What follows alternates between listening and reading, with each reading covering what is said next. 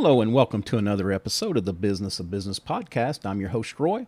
Of course, we are the podcast that bring you a wide variety of guests that can talk about a lot of diverse topics. You know, we want to help our small business entrepreneurs, solopreneurs. We want to try to help our audience to maybe think about some things that they haven't thought about that could help them, or if they are having some struggles, we want to point them in the right direction. And so today, no different, we have an awesome guest, Mary Sullivan. She is an executive leader in the financial services industry with over 30 years of experience.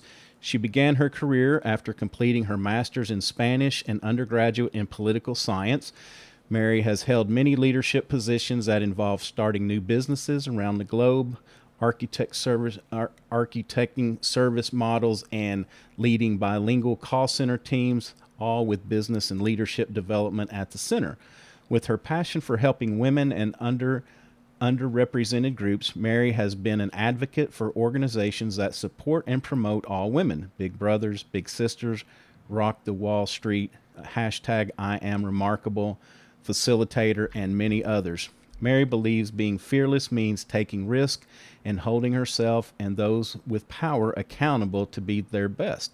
She encourages everyone to learn and evolve no matter where they are in their life stage. Learning is a journey, not a destination, and Mary has continued her professional growth at Harvard Business School, and Cornell. Mary, welcome to the show. Thank you for taking time. And I did want to mention that you now are with Sweet But Fearless, and y'all help women, whether they're entrepreneurs or in the corporate world. Y'all just help them to gain the skills in order to advance to wherever they want to go. That's right, Roy. Thank you so much for inviting me on the show. I'm so excited to be here. And exactly right. You know, after pivoting from corporate to entrepreneurial, I learned so many things through interacting with other entrepreneurs, and specifically, yes, helping the women as they maneuver and become leaders, whether it's corporate or entrepreneur, all the different skills they need to level up, right? To get to that next rung on the corporate ladder, on the entrepreneurial ladder. And there's so much interfacing between the two that I just think of myself as an entrepreneur now. Right, exactly. No, and I think, that's great because actually I had in a previous conversation I was having this morning with somebody, we were talking about just that value of collaboration. It's not only to learn, like from a mentor perspective, but sometimes it's just being able to bounce ideas off of people you trust. And I love the what I call that brainstorming phase is, somebody throws out A, and maybe A is not the answer, but A plus B, maybe D or C is. But being able just to have that person to talk things out is it's an invaluable. That's one of the number one skills that I've learned that has transferred over from corporate to entrepreneur, and that is building your advocacy team, building that trusted, advisor group, all of those colleagues that maybe as an entrepreneur, especially if you're a solopreneur by yourself, I mean, I'm blessed. I have two colleagues with me working, but you don't get to those meetings that you used to have in an office. You're not sitting around a table chatting and brainstorming. You're maybe sitting around the Zoom table or the podcast table, but it is more that you have to learn how to reach out to others in your industry. Yeah. And when you're in the corporate world, I don't know if you're doing that as much. I wasn't always reaching out to I did on some committees, but you weren't always reaching out to other financial analysts and financial relationship gurus to find out, what stocks they're picking or what they're advising. You were kind of keeping those secrets to yourself. Right. But I have found in the entrepreneur space, oh my gosh, specifically with all of the great social media, that people are willing to share and to teach you how they started their business or what they stumbled through when they first began, so that you don't do the same. And I've just found this to be just a wonderful community, and I'm so glad. But that you bring that skill, right? You bring that skill of mentoring from your previous into the entrepreneur or any skills that you wanted to. But wow. Yeah. Collaborating and relying on others, you just have to do it. It's a must do. Yeah. Yeah. And that's a good point that we don't really take this into account, but even when you're in a company, you can always find they call it different things, but sometimes they set up a council of peers, or maybe skip levels where it's multiple people if it's a mentoring, or just where you can not feel alone. And we if you transition to the entrepreneur world, we need to think about recreating that as well, whether trusted advisors, kind of like maybe a board, an advisory board that you put together. And I've even heard of some groups of competitors or close competitors in a market that they meet and have a round table, because it's like they may have you may have a problem that they've had in the past. So instead of you struggling by yourself, you can be collaborative with other people. So a lot of ways to solve that, but it definitely helps, especially as you transition. So when you transition from the corporate world to more of the entrepreneurial area, what were some challenges that you personally ran into? Oh, there are many. There are many challenges that I ran into because it wasn't my first rodeo. I tried to transition from corporate to entrepreneur back in the early 2000s, and it was right before the 2008 crash. So it just didn't work out. I started a coffee house. Okay. And I made probably the typical mistakes that most people do when they try to open up a eatery or a food business. No. And I invested in the real estate. I invested in a lot of tables and chairs and a lot of things that wouldn't pay me back. Right. Versus trying to start small and then go big. So I learned from that. And so this time around, when I was pivoting from corporate to entrepreneur, I kept my day job while I was getting the entrepreneur business going. So that was the first lesson I learned is, make sure you have some income coming in as you're learning new things. That was lesson number one. And number two was really do something, not only that you're passionate about, but that you know about, right? That you really have a deep, not only connection, because I think a lot of times people maybe take a hobby into a business, and I didn't want to do that this time. I wanted to take a strength into a business. And so that's why I focused with my colleagues on career counseling, on helping women and men level up in their career. Because that's what I did for 30 years, right? I helped thousands of people get promoted. So why not do that now as my own business? So one, I learned stick to something you know and you know well, but yes, that you also love. And number two is to do a lot of research. I'm kind of an impetuous person, so I probably jumped in previously to something too soon without doing a lot of research and just thinking my confidence and grit would get me there. I learned over the years, yes, that's a good start, but you also need knowledge and understanding of how everything works in the entrepreneur space. So I did a lot more research this time around, Roy. That has made a difference. And just like you said, I did create an advisory board. I didn't go into it thinking I know everything. I went into it thinking I know a little. And I need to know a lot more, but I can get started. I'm not going to wait till I know everything. And I think that's what a lot of entrepreneurs do. They wait until it's perfect, and no way.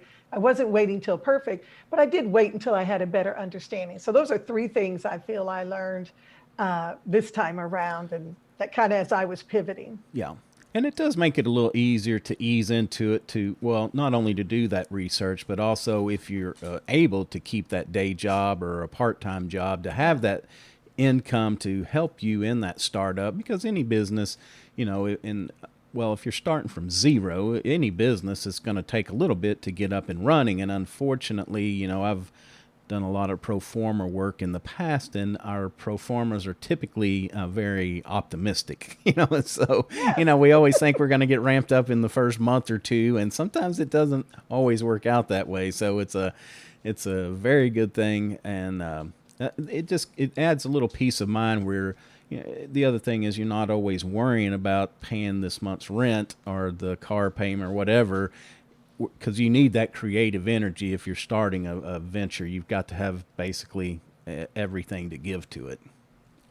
Roy, you should see my books on what we projected for revenue this year. Right. We had to, kind of back that up a little bit and say, wait, let's be a little more realistic. But, Yes, you have to have those high goals and then the reality of the bills. And I was fortunate. I mean, I was laid off. So on one hand, that was unfortunate to be Right. laid off in January 2021. But I was fortunate in knowing that in advance. Right. So I had time to prepare as well as, received a severance. So Yeah. that was also very generous and nice because that does give you a little cushion as you are going forward in your entrepreneurship because it is hard Yeah. because it's really hard when you're transitioning to go from income coming in to only going out. Right. All you are doing is paying Yeah. and you're like, Right. oh my gosh, when am I going to start making money? Yeah. And then I think we start making poor judgment, right? We Yeah. start utilizing poor judgment because we're nervous about income coming in. So that's another piece of advice is if you can, save as much as possible so you Yeah. relieve some of that stress, but also think of a product or service that maybe can go out quicker to inject some revenue for yourself, Yeah. whether it's a service like we offer or ebooks or courses or whatever your entrepreneur business may be. That's one thing I learned too is maybe get something smaller out there to generate a little income to at least hold off, Right. giving up Right. as you're getting ready for your bigger product or bigger Yeah. service or coaching or whatever you're doing. Yeah. It's a high wire act because, you made a good point earlier is that sometimes we have analysis paralysis that we want to wait until we have every answer for every conceivable possibility. If the sun came up in the west tomorrow, how would it affect this? And, you've just got to balance between that jumping out there, but still making it very calculated. I don't know how best to put. You still want to jump, but you may need to make sure your parachute's working too. Strategic risk, Yeah, risk, that's methodical risk taking. We Yeah. have all those corporate terms Right, for that, right. but that is true, right? Jump and have a parachute. Yeah. So you brought up something that's good. I think that we can touch on. I don't know why it evoked this thought for me, but when we talk about planning, this works for the entrepreneur, but it also works for the person that's in the corporate. And one thing I've seen before, and I was guilty of in my younger days, is not really having a plan. Even in the corporate world, you just think things are going to happen, people are going to take care of you, and it's just the way things go. And I saw a lot of people get hurt because they didn't have a plan. And the old saying, work what is it, plan your work and work your plan. And so you always have to be thinking, where do you want to end up and how am I going to get there? And that it's really true in the entrepreneurial space, but we can't forget that when you're in a corporation too, because you will get left behind. Oh, Roy, you are definitely speaking to the choir here. Yeah. I've been laid off twice, so I have experienced that. And a lot of what we call our fearless nation is Sweet but Fearless. We talk about that because that's a lot of how it started was how can we help women and men who have recently been laid off, whether it was due to acquisitions and mergers as mine was, or whether it was due to COVID or the pandemic, for whatever reason. You are at your lowest because your confidence has been, really struck hard. But at the same time, you can be at your highest because now you have the freedom to do what you want if you have a plan. And in our podcast as well, we talk about that. We have a lot of e-guides on it as well, really talking about thinking through while you have a job, what you would do if you didn't have a job, right? That plan you're speaking of. What if? Do a lot of what if scenarios. Because again, your mind is freer to think through it because it doesn't have the stress of I don't have a job on your shoulders. Right. You have a job. At least you have some income coming in so you can be a little freer in what you're thinking. Write it down. Plan it out. What would it look like? Draw it. Some people are very pictorial, right? They want to draw everything or speak it into a microphone, whatever works for you, but it's do it. Act on it. Because you said that if the inaction will never get you anywhere. Right. You have to take action. That we learned, as well as, frankly, not giving all your heart and soul to the company. Right. You just can't give up everything of yourself. You can't sacrifice all your family time. You can't sacrifice all of your own personal interests for this entity that at the end of the day will always make the business decision they need for themselves. Exactly. And their shareholders, if they're publicly traded, you will be at the bottom of it. Exactly. So give your great work to them, but don't give your heart and soul. Right. Keep a little bit of it for you, because you're going to have to rely on it to get you forward. And I learned that the second time. The first time I was devastated. I was 17 years working for a firm, top performer, a leader, and they cut me, and I got an email telling me I was laid off. I was devastated. Yeah. And I was hurt, I guess, like people going through a divorce. I was just really blindsided. And I vowed I will not be blindsided again. So I would say the same thing in your entrepreneur space. I don't want to say have an exit plan in case things don't go wrong, because you have to go be all in, but do have some kind of plan for if things aren't going the way you want. Right. What will you do to get it back on track? Yeah. Yeah. And kind of that next step with that thought is, sometimes as entrepreneurs or professionals, I hate to say ego, because I don't know that that's the right word, but basically, we let our ego get in the way, that we know what we're doing. We know this path that we want, and we put blinders on to, as we talked earlier about this counsel of help, but also just listening and watching for those signs that, maybe if we're, if we're a good plumber, marketing may not be our thing. So reach out to somebody who does marketing and, get some tips from them. It'll be money well spent, or, whatever that looks like. But we have to have an open mind to listen, to get that input. And also, I think, Troy, in addition to that, is even if you are good at it, maybe you should be spending your time elsewhere. And that's another thing I've learned in the entrepreneur space is, where is the space where I can make the biggest impact and or revenue, right? The biggest impact on my business. And that's where I need to spend 80% of my time. Yeah. And only 20% in all the other things, even if I like all those other things. Yeah. If I'm not spending 80% of my time in the spot that only I can do, because I have two colleagues, right? So they also have their strengths. Right. I need them doing their strengths, and I need to stay in my lane, so to speak. Yeah. Because it's easy to drift or see the shiny penny and go chase it, or, hey, I heard a new way to grow my email list. Let me go do that. Yeah. And it's like, well, let's come back to it. Is it in our zone? Is it what we should be focusing on? Because it's really hard, because you are getting a lot of advice from many wonderful people. Yeah. You just can't implement everything. You do need to stay focused and stay on your plan. Yeah. As much as you can. Yeah, and I think that even goes for the position that we take, because a lot of times that what I've seen before was a guy that started a business that was awesome in sales.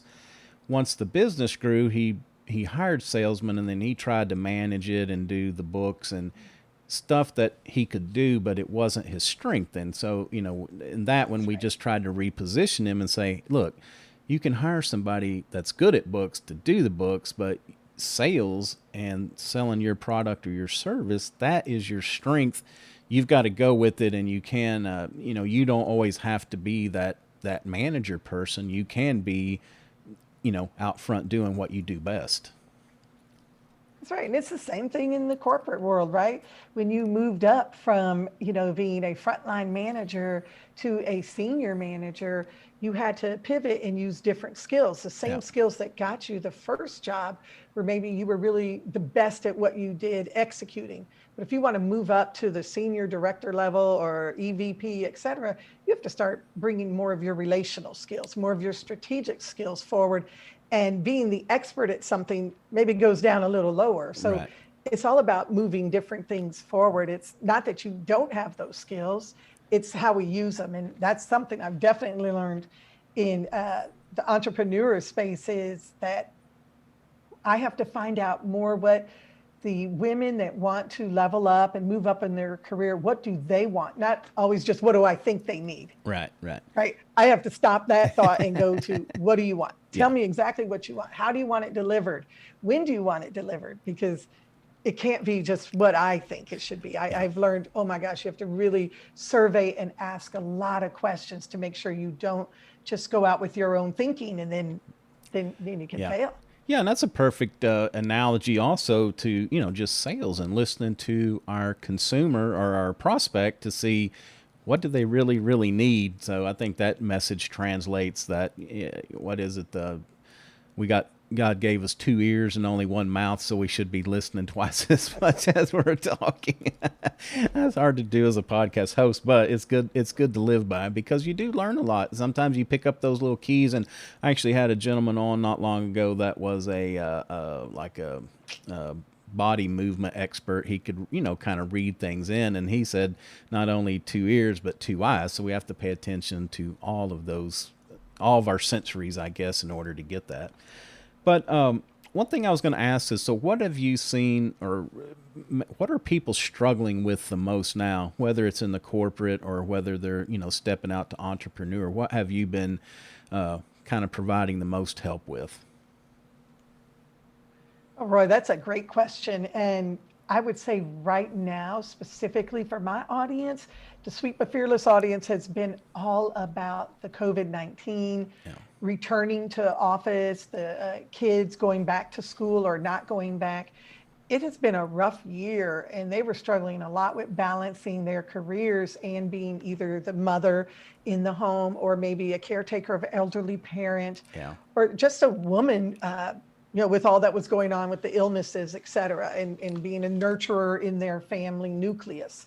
So that was the biggest struggle, was how to keep moving forward in my career when all these other priorities are now pulling at me. And a lot of the data that we've been reading is reinforcing that 4 times the amount of women have left the workforce than men. Now, I hope a lot of them are like me and are trying something entrepreneur and are really taking that advantage of that potentially and saying, well, now let me do something for myself and my family and my community, right, and my nation. Let me do something.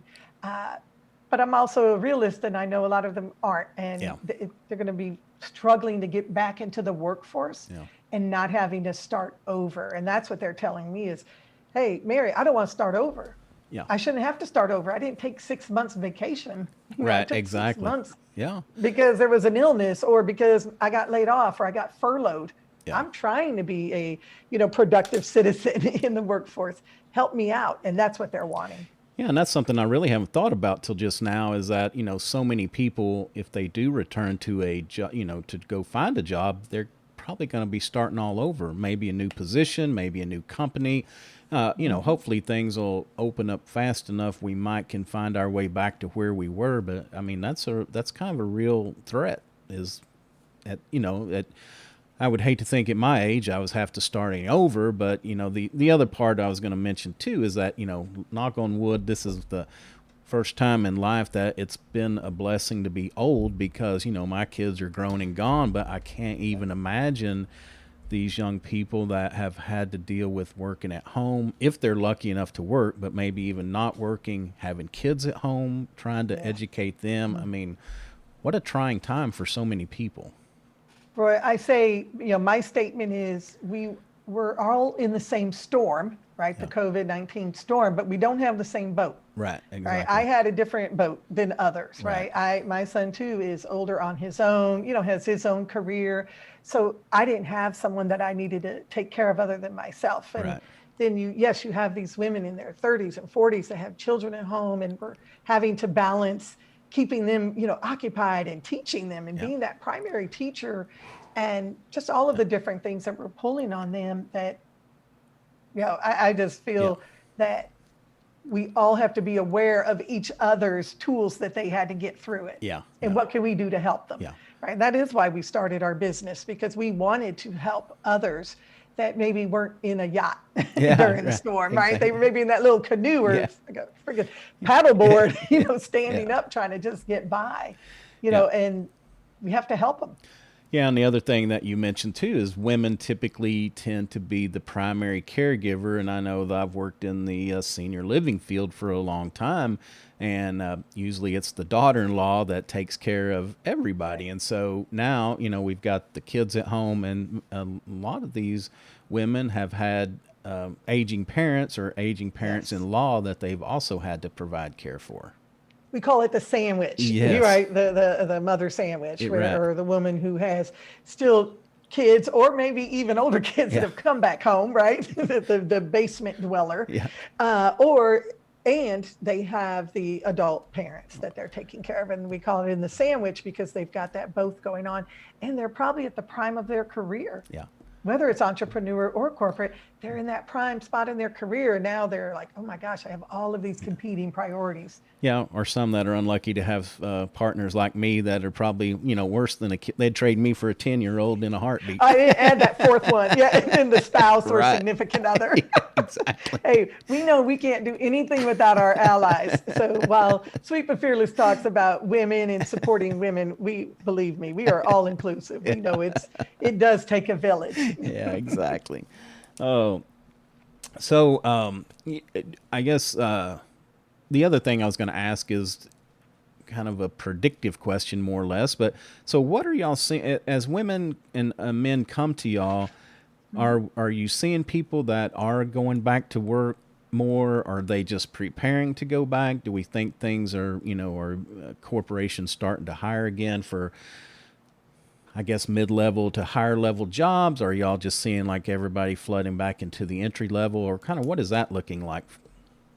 Definitely, we are seeing the corporations opening up. So that has been wonderful, right? Yeah. That, I think a lot of people thought, well, due to the COVID, they're not going to go back into the offices, so they won't need as many people. Yeah. And in my experience, and right now I know in the financial services industry, they're opening up offices and, safely and properly, but they're going back into the offices and working, and they've even elevated their hiring. Okay. So more opportunity is out there. I think it's just going to be a different kind of opportunity, Roy, in different roles. Okay. And that's what we're helping people do, is be prepared for those new roles. Yeah. Elevate certain skills, right? Make sure you know how to bring those forward, but also the art of the interview. Yeah. A lot of people were laid off or displaced, and now they're having to go interview. And sometimes it's for the same company, sometimes it's for a newer company, and those interview skills are rusty. Oh, yeah. Well, that's what we spend a lot of time helping people is, let's help you prepare for that interview and win it the first time or the second time, so you don't get into that rut of 25, 35 interviews and you get discouraged, et cetera. Yeah. We really want to help build that confidence through interview skills. Yeah, and I was talking to a younger guy the other day that was telling me about the I guess the machines that recruiters and companies run these resumes through. It's a is it ATI? Anyway. ATS or something. Yeah. Basically, it's an automated machine. I think it's important for people, especially of my age, is we made resumes that were pretty and functionable, that you took in and you actually handed it to somebody. But from what I've picked up lately is that you got to really, and I'll let you speak to this, but you basically almost have to have two. You've got to have one that you submit electronically that can make it through this automatic tracking system, but then you need the nice one to actually carry in if you get an in-person call to give to somebody. So can you speak to that just a little bit? I sure can. And ATS, exactly, ATS, right? That automatic system. Yeah. And everything's algorithms, right? Whether it's marketing online and you are marketing online when you're finding a job, because now no one really walks in and hands a resume. Everything's online. Right. The screeners, right? The recruiters are going through that. And definitely we talk about a lot in our courses and in a lot of our free downloads, so people can feel free to do that, is how you make sure that your resume matches the job description. Right. I know it seems like 101, Roy, but you find out that many people, because they haven't interviewed a lot, right? They haven't had to do it, are not thinking of, the job is asking for project management. Yeah. So let me find a way to say it 5 different ways in my resume so that however you describe project management, it's going to come up. Right. That's what we work with people on, ensuring that their resume does match the job they want. Yeah. Right. And match the needs of the company. But we also go a little further and we make sure that you are applying for the right jobs. Right. And what I mean by that, it's not the ones you're going to get automatically, but applying for the ones you truly want and that match your interests, match your skills and your passion, and that you're not trying to fit the circle into the square. And knowing if you're applying for a company that maybe they're guiding principles are totally against yours. Well, Yeah. why are you applying for there? Yeah. And there's ways that people can research this for free and find it out. So Yeah. we really help them kind of put the puzzle together Yeah. so that when they go into the interview, that's just icing on the cake. You Yeah. know, they've already done all that research and reflection, and now they're ready to just be them, be themselves, and Right. knock it out of the park. Yeah. Yeah. The other thing too, I think that there's been a shift. Used to the resumes tended to be task oriented, and now we are more accomplishment or what goals Outcome, are yes. outcome oriented. Yeah, definitely that, as well as even in the interview itself, right? I think everybody's heard of the behavioral interview question. Tell me about a time when. Right. And so everybody knows they got to prepare and have at least 7 or 8 examples and stories, and that are going to hit on different topics, are going to hit on their communication strength, their collaboration strength, their problem solving, and et cetera. So everything has become more about the outcome, and they even call it a STAR format. And you can Google that, STAR, and it's all about setting up the situation, the task, your action item that you did in it, and then the result. Okay. And they even grade you on it and say, well, if you don't talk about the result, then how do we know what you did with it? So Right. even in the interview format is that outcome as well as the resume. Interesting. They want you to list your accomplishments and to be very specific. So make sure your audience knows to be very specific, not just I led a large team, right? Yeah. I led 500 people in 3 divisions with 3 million budget. Be very specific so that, again, when they're interviewing you and having that conversation with you, there's a story there you can talk about, and you can differentiate yourself from others. Yeah. Yeah, I'm glad that I am not out there. I know it is tough, and I guess when we have this initial scrum with everybody making the mad dash, probably for the first few months, it's going to be really tough and really rough out there. Well, that's why a lot of people recommend, a lot of us, specialists, career specialists, we recommend don't wait until you've lost your job to go find a new job. Start always be networking, right? Use your LinkedIn, use your podcast connections, use all of your network, and make sure you are building relationships now with confidence, because you have a job, so you're much more confident. Do it now so that when it does happen, and it will happen probably in everybody's life, some kind of career pivot, you're ready. And at least you have a head start. Right. Yeah. And, employers should be open. This is something that I preach all the time because I do a lot of work in employee retention, is that as the employer, we don't need to wait till the slot comes empty to figure out who we want to plug in that. We need to do the same thing. We need to be reaching out. We need to be networking, talking, that way it gives us kind of I think it gives us that honeymoon period, is that I'm not having to make a decision on you because you walked in my office 10 minutes ago. It's like I can watch your social media. Maybe we interact. Once things open back up, we can go to a conference and see how people interact, or, different things like that. But, definitely tell employers, recruiting is not posting a job on the internet. So, get out there. And so if you're on the other side, if you're the employee, don't be scared to reach out, because you'll be doing the employer a favor by getting in touch with them and starting to that networking process. Make it easy for them to say yes. Pick me, That's me, right. right? That's what we always say. Exactly. Make it easy to say yes. Part of the role I had when I was an executive in the financial services industry was recruiting, right? All leaders had to recruit and get the bench strength that you're referring to. And oftentimes we were, held accountable to having a deep bench because of the turnover. Right. And you wanted to make sure that you didn't have a 6-month lag time between getting someone hired and onboarded, because that does take at least 6 months for someone to be onboarded properly. So having that bench strength was so important. Yeah. Now, what companies don't allow us to always do is hire ahead. Yes. Right. They learned that one back in the early 2000s that got them in trouble and had to lay off people because they hired too many ahead. Right. But they'll usually give you a month or 2 leeway, so most companies, to, if they see or know that someone's leaving, then for you to hire someone and get them onboarded. So yes, having that bench strength, whether you're the one hiring or you're the one wanting to be hired, network. Exactly. Well, Mary, thank you so much for taking time out of your day to drop by and see us. Before we wrap up, first off, any other parting tips that you want to put out there before we go? I would add to everyone that's listening, whether again you're an entrepreneur or corporate, it really doesn't matter because you are talent and you are trying to be successful in whatever space you're in right now. And I would say just make sure you really do know your interests and build your confidence.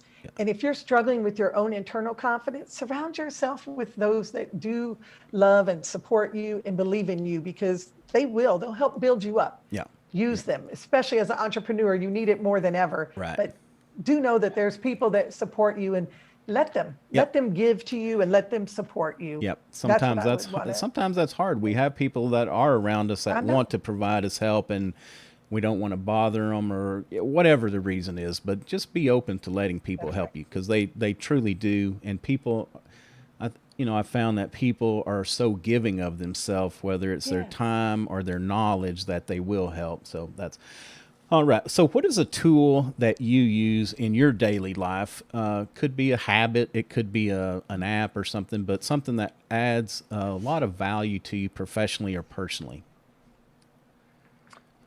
I would say the tool I use the most, and it's probably going to be, obvious when I was talking all about career advice, but truly is LinkedIn. Okay. And that is a tool I use because not only when I was looking for a job, it was very helpful, but recruiting people, it was very helpful. Yeah. And now I'm learning in the entrepreneur space, which I wasn't in before, so I didn't see it through that lens. Right. It is amazing place to connect with people in groups and inventory of articles and information that can help anybody, no matter what your business is. Right. And they've even started adding new live functions and features. They're trying to evolve, right? They don't want to be left behind. Yeah. So they're evolving and they're competing with Clubhouse and Facebook and all sorts of other apps and sites. So that's one that I would say I use every single day, all throughout the day. It's helped me, and I know it's helped many, many people that follow me and are in the industry. So I really like it. No matter what side of the table you're on, employee, employer, or the career path or the level, because I just get a lot of good information. I've got a lot of contacts, and and part of my litmus test is, I contact with people who are a lot smarter than I am, and a lot more successful with them because they're putting out a lot of good information and things that I can certainly learn from. So definitely a great tool to use. And you can repost, and it's not plagiarism because of course you're going to give them credit, right? Right. But you can repost things as you're building your own business and your own credibility and your own voice. You can help leverage others' voices, just like you said, who are much smarter than me, much more talented. I leverage them all the time. And one piece I'll leave you with is recently I saw an article on there from Harvard, Business Review, and I thought, wait a minute, I did a podcast on that very topic 3 weeks ago. So I posted it and said, great minds thinking alike, So anytime you can tie yourself to someone a little higher, go ahead and do it. All right, Mary. Well, thank you so much again. It's been a pleasure speaking with you. So tell everybody, at Sweet But Fearless, who are y'all helping? How are you helping them? And of course, how can they reach out and get a hold of you? Yeah, so I definitely invite everyone over to sweetbutfearless.com. We have lots of PDFs and ebooks and e-guides and lots of free information to really help anybody going through a career transition who maybe wants it to be a career transformation, right? And not just have it happen to them, but be part of you're dictating how you move forward. So we have a lot of things over at our website, www.sweetbutfearless.com. We also have a podcast, the same name, Sweet But Fearless. And of course, we're on, LinkedIn, Instagram, everything under Sweet But Fearless. So we welcome you to come over and get to know us, join our mailing list. And if there's a connection, there's a connection. We'll see how we can help you. All right. Awesome. Y'all reach out, see how Mary can help you. Like you said, it doesn't matter if you're in the corporate world, if you're an entrepreneur, if you're an entrepreneur going to the corporate world, or somebody in the corporate world going to entrepreneur, reach out, see how they can help you there. Especially if you're of a certain age, things have changed so much that never Yes. really hurts to get a little refresher, kind of see what's the latest and greatest. And, as we talked about some things, maybe some different hurdles that you're going to need to cross as you do this. So, again, thank you. And that's going to do it for another episode of the Business of Business podcast. You can find us, of course, at www.thebusinessofbusinesspodcast.com. We are on all the major social media networks as well as the major podcast platforms, Stitcher, Google, Spotify, iTunes. If we're not on one that you listen to regularly, if you'll reach out, I'd be glad to get us added to it. So until next time, take care of yourself and take care of your business.